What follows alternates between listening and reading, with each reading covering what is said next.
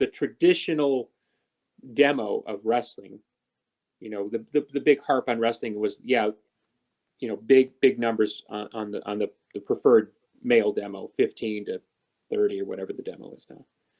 Wrestling's always done pretty well, but there's also been surveys over the last 5-7 years that wrestling's audience is getting older. So credit to Tony Khan for bringing young people back to the table. And obviously they're watching incredible athleticism in the ring. And I like to think there'll come a point where we'll give them another choice, which is they'll see incredible athleticism with incredible toughness. That's not to say that people in AEW aren't tough. The Thunder Rosa Britt Baker match, that was tough. Jericho taking bumps off top of the cage and all that stuff, God bless. I'm just talking about sort of the tone of the company. Right. The tone of the company. You mentioned Tony Khan. Any sort of relationship there? Because obviously Serena Deeb and Thunder Rosa, NWA Women's World Title, is on AEW. Is there any sort of relationship there with you guys, or not really? I met Tony actually. He had come to one of my shows with a mutual friend, Chris Nowinski, who wrestling fans would know as Chris Harvard, but now is very much in the concussion research field. Yep. Chris is doing amazing work in that field, really, for making sports, particularly for children, safer. And actually all professional athletes that involve contact, including wrestling. And so we'd met back then, just kind of socially. And then when Tony looked like he was lining up to launch what is now AEW, we had a conversation then to sort of see where he was going, where I was going. And so we've stayed in touch.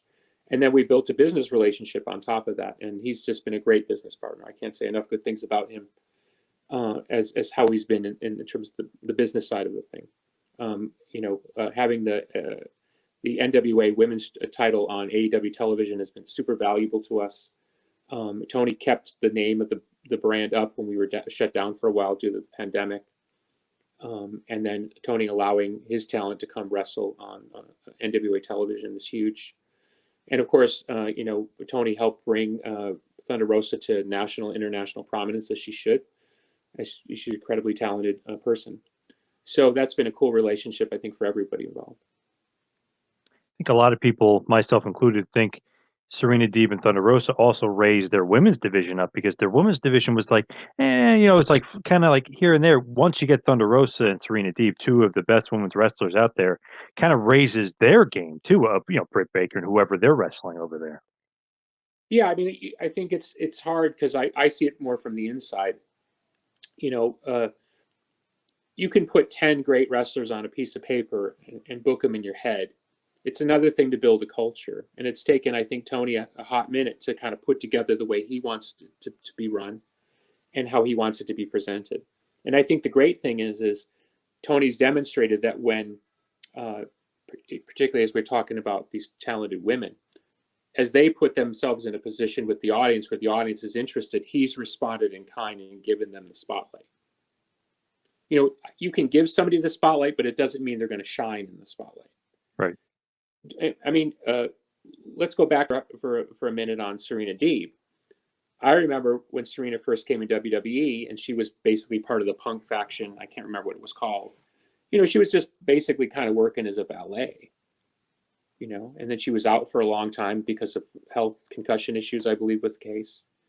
And so, my indelible memory from that time was, she was a talented, very good looking woman, very talented, very charismatic, but I can't particularly remember the wrestling part of the equation.